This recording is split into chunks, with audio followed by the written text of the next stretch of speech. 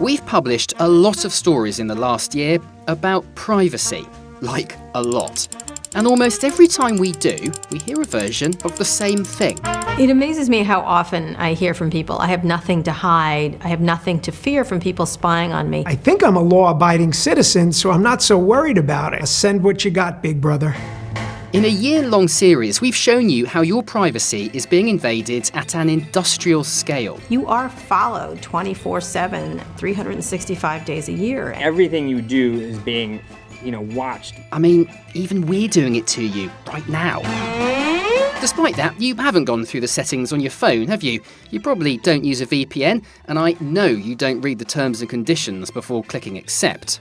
But while you're busy not thinking about it, your private information is being raided, traded, and used against you in terrifying ways. I was shocked. We should be very scared. So ask yourself this: how much of your private information are you really comfortable giving away? Let me look on the internet. They'll know I'm searching for it. In this video, we're going to test your privacy comfort level. Seriously, where is your red line? They know a lot more about you than you may even know about yourself. Because there's a lot more at stake than you think, and time is running out to do anything about it. So you think you have nothing to hide? You ain't seen nothing yet. Oh, wow, I didn't even think about that. Open up a Budweiser and pour yourself the most inviting glass of beer. For a long time, advertising was an art of guesswork. The madmen could only hope that you were thirsty. But now, they can tell exactly how you're feeling. To show you what I mean, I want to tell you about a little experiment we did.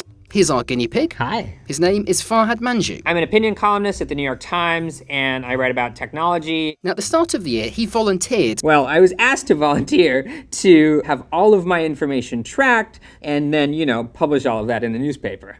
Using a special browser, we were able to see what websites Farhad visited, but more importantly, what those websites could see about him. So I started the day on Google and did a search, and 9 trackers were downloaded onto my computer. Yes, trackers. These are tiny text files, or even just a pixel sometimes.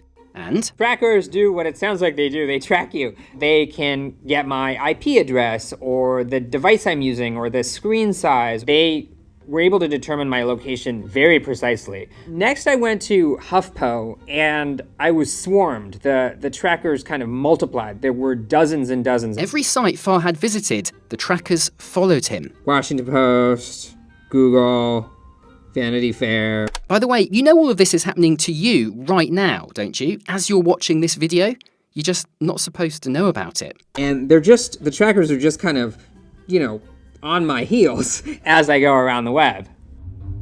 Okay, so different companies know the model of your phone. Big deal. Well, it gets worse. With all of your private data, the trackers send it away to mostly advertising companies. So there's this gigantic digital marketplace where your personal information is auctioned off to advertisers. Your data's like one of these tuna, except instead of humans arguing over you, it's algorithms. It all happens in a split second every time you load a web page. The fact that parts of me are being bought and sold in this marketplace is very creepy. The companies say this data's all scattered into many little pieces, and so it stays anonymous. But in buying and selling to each other, the companies can assemble those pieces and begin to build complete profiles of you. They have kind of almost direct access to your subconscious. And that's where this gets kind of dark. Where companies once had to hope you were in the mood to buy, now they can use your data to predict your mood and take advantage of it. Would you be okay if a company could tell you were depressed because of the food you just ordered? Or if your health insurance provider could raise your premiums because it knew you skipped too many days at the gym? What about if your rideshare app was monitoring your phone's battery? There's nothing stopping them from using that information to jack up prices when you're low on juice and most desperate for a ride. The companies have all of this information about you, and legally. I mean, you agreed to it in those terms and conditions you didn't read. It's nothing short of mind control. I often wonder when I'm using a site like Facebook whether the thoughts I'm having are independent thoughts. Like, was it my idea to go to this place for a vacation, or was it Facebook's idea? If being tracked by a beer company doesn't cross the line for you, Let's see how you feel when we take it up a level.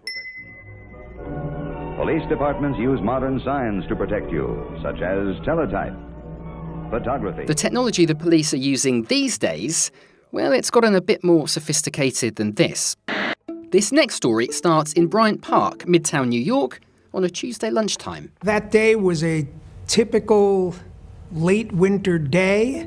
Well, not that typical. Our New York Times opinion reporters were busy collecting footage from the public webcams in the park. We ran it through facial recognition software, and that software scanned nearly 3,000 faces in the footage and matched them against a collection of publicly available images. And it didn't take long to find a match. That is me. For this guy. I'm Dr. Richard Madonna. I'm a professor at the SUNY College of Optometry. I had an email and a voicemail from the New York Times. What it said was, were you in Bryant Park last Tuesday at 1 o'clock? So I went to my calendar, and sure enough, it said 1 o'clock Bryant Park Grill. In case you're wondering, all of this is legal, and the software cost us less than $100 on Amazon. That was a little spooky. Now anyone can collect the biometric information of members of the public and dig into their lives. It was a picture of the side of my head taken from above. Clearly, it was enough to identify with my website picture, which was actually taken probably 6 or 7 years ago. Now, maybe this is news to you, but law enforcement agencies figured this out 20 years ago. Today, they've got access to photographs of tens of millions of Americans, images they run against descriptions of suspects thousands of times a year. Researchers have told us there's a 50-50 chance your face is in that database. So, what happens when someone who looks a bit like you commits a crime? Does it bother you that the photo from your driver's license puts you in an infinite police lineup? Do public spaces feel the same when you know you can't escape surveillance? Now, obviously, this technology comes with potential benefits, like catching criminals, but never before have law enforcement agencies had powers like this, and right now, there's no legislation that puts a limit on it. So, have we reached your comfort level yet? Maybe you're okay with companies manipulating your emotions and your face being in a police database. Fine. But let's try taking this up just one more level. This guy knew what it was like to live under constant surveillance. For more than a decade, FBI agents dug into his private life, wiretapped his home and his hotel rooms. Except, of course, Martin Luther King Jr. was no criminal. He was just advocating for civil rights. The government didn't like that, so they went looking for information to discredit him. Governments have always been looking at people. That's not something that's new. This is Kara Swisher, by the way. I'm a contributing opinion writer for the New York Times, and I'm a longtime technology journalist. Anytime the government can overreach in terms of surveilling citizenry, they have done in the history of the world. And the last time? It wasn't that long ago. Details on that whistleblower who leaked top-secret documents. Uncovering a massive government surveillance program of phone records and internet use. When you call grandma in Nebraska, the NSA knows. You know, a lot of people were surprised that the government was surveilling its citizens so extensively. I wasn't. What I think was surprising about what the stuff that Edward Snowden revealed was how extensive the government surveillance was. Extensive? The government had spent a whole decade reading the metadata on your emails, your texts, and your phone calls. There's an expression, why rob a bank? Well, that's where the money is. There's never been a time in history when more information about you was available because of information you willingly give up. And this hasn't stopped, by the way. The Patriot Act, which contains all of these powers, was quietly renewed again at the end of 2019. Can you imagine today the ability to track Martin Luther King just if he had a cell phone, just if he appeared at a hotel, just if he moved through the world? Just imagine today's surveillance technology in the hands of J. Edgar Hoover's FBI. They could have identified protesters, published their names, and intimidated them, all to keep them from marching in the streets. And as crazy as it seems, America might still look a lot more like this. This is why your privacy matters. Surveillance is a means of control and suppression.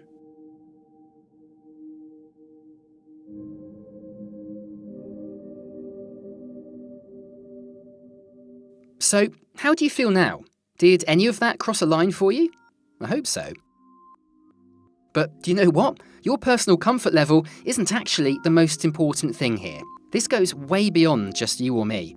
Together, as a society, we need to draw a line in the sand. Otherwise, companies, law enforcement, and the government will keep pushing past it. You know, in reality, there is no line. There's very little kind of legal limit, and we don't have a lot of moral or ethical boundaries about this stuff. There's actually no right to privacy in the U.S. Constitution, even though people in this country do think they have one. Bills are already making their way through Congress, but it's hard to imagine we'll get real privacy protections when tech companies spend tens of millions lobbying our government.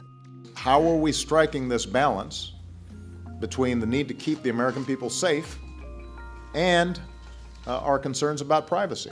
Because there are some trade-offs involved. People in power want you to believe that your privacy is something you have to compromise in order to be safe. But it's not impossible to have both at the same time.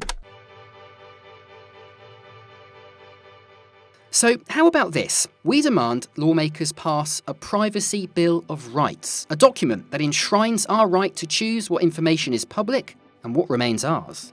First, it should declare that privacy is essential to democracy and liberty. Next, it must give you, me, and everyone the ability to discover who is using our data and how. And finally, it must declare that our privacy is not something that can be traded in exchange for free access to a social media app or a phone. If you and I don't stand up for our rights to privacy, now we will find ourselves sleepwalking into mass surveillance. And even if you do have nothing to hide, that affects you too. Everybody has secrets. Even if everything you do is perfectly legal and on the up and up and you don't have anything to hide, when you know you're being watched, I think you subconsciously change your behavior and it has this kind of chilling effect. That's what's really at stake here. Our freedom to speak and act and think how we want. A society of surveillance is just one step away from a society of submission.